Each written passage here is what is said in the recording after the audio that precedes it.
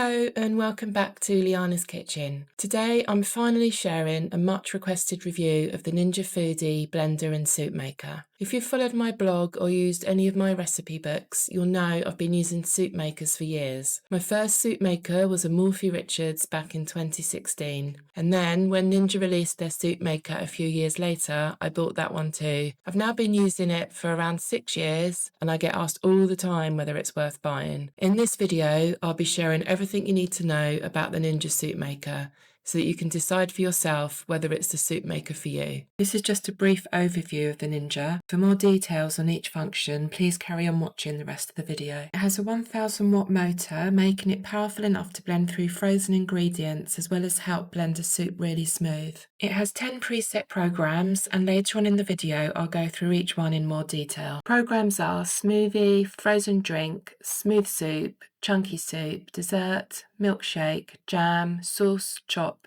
and sauté. It also has manual blend and cook settings if you want more control. The jug capacity is 1.4 litres for hot drinks and 1.7 litres for cold. It also has a built-in cleaning program that runs for 6 minutes.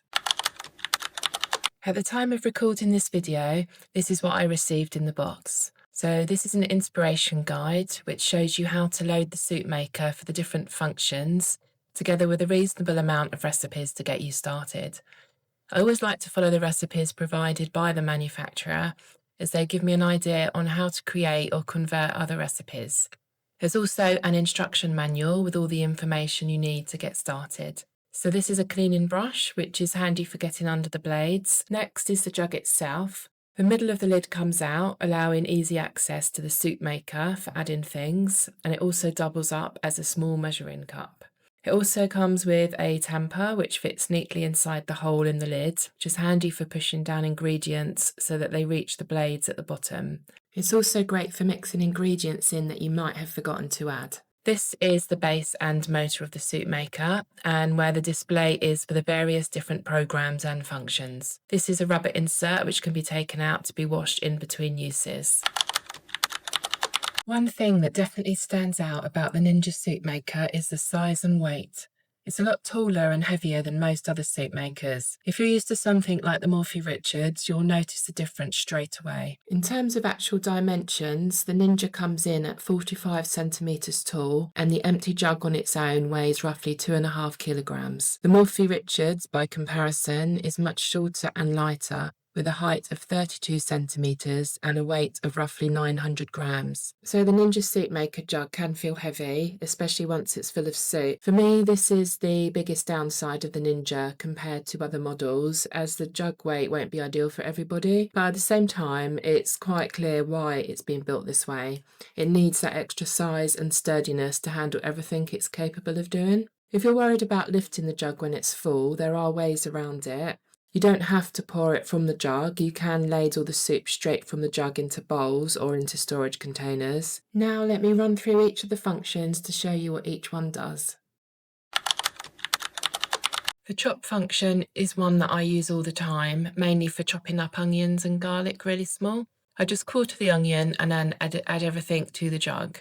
Pop the lid on and then switch the soup maker on and then press the chop function. It will run for just 12 seconds before switching off by itself. Although I mainly use it for chopping onions, I do sometimes use it for other ingredients. As you can see here, I've chopped up some carrots and some celery. Next up, let's talk about the sauté function. I'm going to start by saying that I hardly use it, at least in comparison to previous soup makers I have owned that have had the ability to sauté ingredients. And that's because I think it's pretty average in comparison. For example, compared with the Morphy Richards soup maker, the Ninja sauté has a couple of drawbacks. So first up, you have to keep the lid on while it sautés, so you can't really get in there and stir with a spoon like you would in a pan. And I've also found that some of the ingredients get stuck to the base and under the blades. Also, the actual hot surface area at the base is relatively small, so you are limited to what you can sauté at the same time. But if you do want to use it, start by adding a little oil or butter. And if you also want to chop onions in there, add these now and any other ingredients. Pop the lid on, then press the chop button. Then at the end of the chop cycle, select sauté and the base will heat up and sauté the onions or any other ingredients for 5 minutes. The chunky soup function is perfect for soups like leek and potato, chunky vegetable, or something like a chicken and chorizo soup.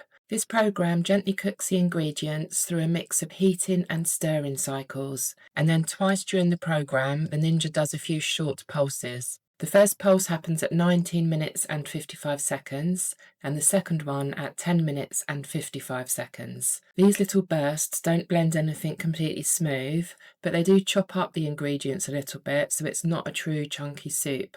So, if you want to cook a soup that has no pulsing or any blending at all, I recommend you use the manual cook function, but I will talk about that more later on in this video. So the chunky soup cycle runs for 30 minutes, and once you hear the classic Ninja beep at the end, you can serve it just as it is, or if you like a slightly softer texture, you can tap the pulse button once or twice. I often do this for things like leek and potato, as it keeps the soup chunky but has that nice in-between consistency.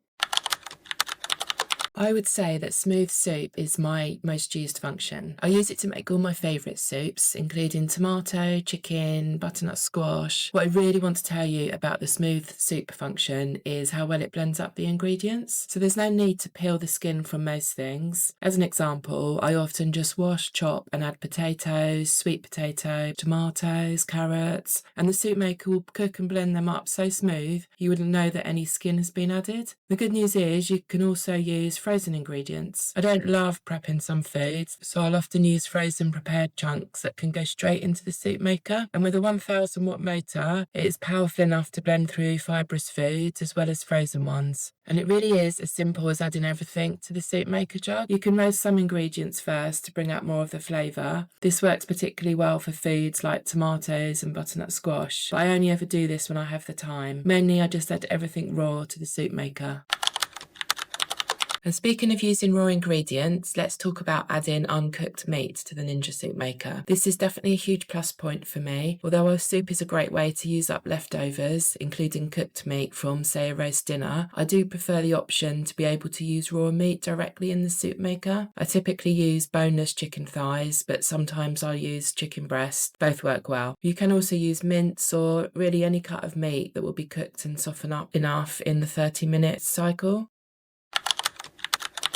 Next up is the manual function, and this is the one I think a lot of people overlook, myself included, mainly because the Ninja already gives you so many other presets. So the manual setting basically lets you have full control. You choose the heat level, the cooking time, and whether you blend or not. And importantly, it won't do any automatic pulsing. So if you want total control without the Ninja deciding to chop things midway through, this is the mode to use. A good example is this tomato and basil soup recipe from the Ninja recipe guide. So it doesn't need 30 minutes on the chunky or smooth programs because tinned tomatoes cook quickly. The recipe suggests cooking for 14 minutes and then you can blend it exactly how you want it, so there's no extra pulses or over blending if you don't want that. The timer only counts up, and so you will need to set a separate reminder or alarm to let you know when to switch it off. And I couldn't find anywhere where Ninja states the exact temperatures for each manual heat setting. They only list them as low, medium and high.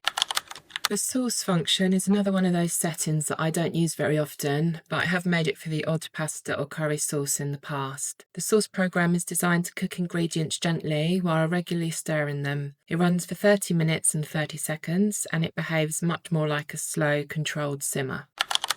One of my other reasons for using the Ninja is the ability for it to double up as a really good smoothie maker. You can use other soup makers for making smoothies, but many of them don't recommend using ice, which rules out the convenience of having a supply of frozen smoothie ingredients. The maximum capacity for cold liquids is 1.7 litres in the Ninja, and like with the hot liquids, there are no minimum amounts. There's a dedicated smoothie program that runs for 45 seconds, and during that time it blends in short bursts and long blends to get everything really well mixed. In the Ninja recipe booklet, there's a few smoothie recipes. One of the ones I've made is the morning berry smoothie, which is made with yogurt, almond milk, protein powder and frozen berries. It did come out really thick, and that's because of the frozen berries, so I needed to add a little bit more liquid so that I could drink the smoothie rather than spoon it out. But it does show that the Ninja Soup Maker and blender is really good at blending through frozen ingredients. And if you prefer to have more control, you can use the manual blend button instead.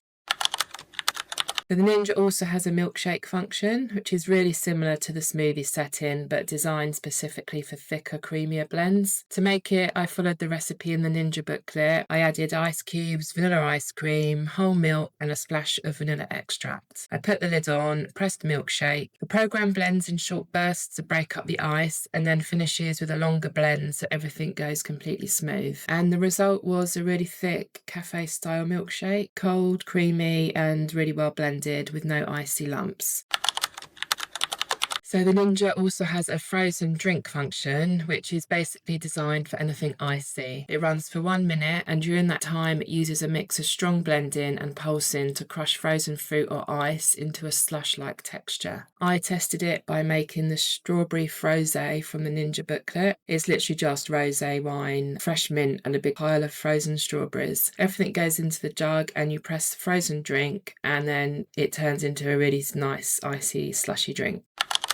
The Ninja also has a dessert function, which is probably one of the more surprising features for a soup maker. In the Ninja booklet, there's a recipe for a blueberry vanilla freeze, which is basically frozen blueberries blended with cream, lemon juice, vanilla, and a bit of white chocolate. Everything goes into the jug, you press dessert, and the preset runs for 1 minute. While it's blending, you do need to use the tamper to push the ingredients down towards the blades, otherwise the frozen fruit can get stuck around the edges. Once it finishes, the mixture has that soft scoop texture you get from a food processor or an ice cream maker. The recipe suggests popping it in the freezer for about 15 minutes to firm it up before serving.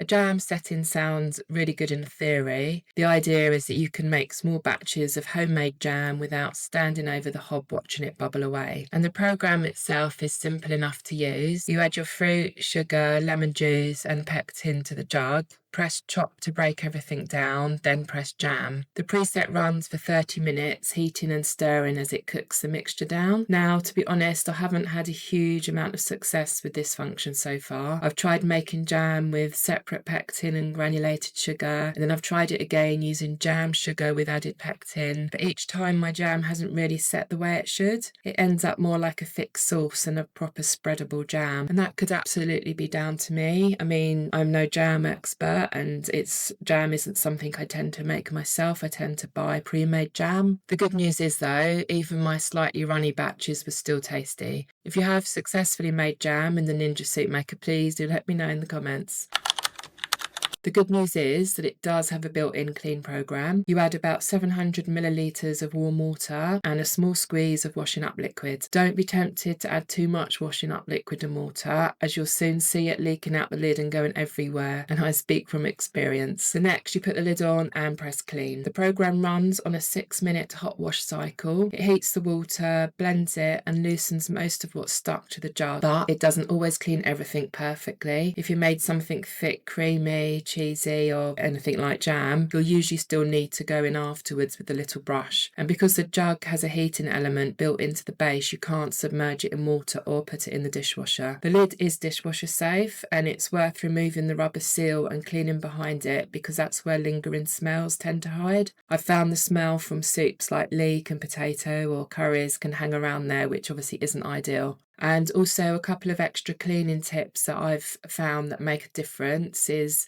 don't store the machine with the lid on. It traps the moisture and makes the jug smell quicker. Just leave the lid loose on top. And I try to wipe that little narrow groove where the jug meets the base. Little bits collect there over time, and that's definitely one part of it I think could have been made better. So don't think cleaning it is difficult. It's probably slightly more work compared to the lighter soup makers.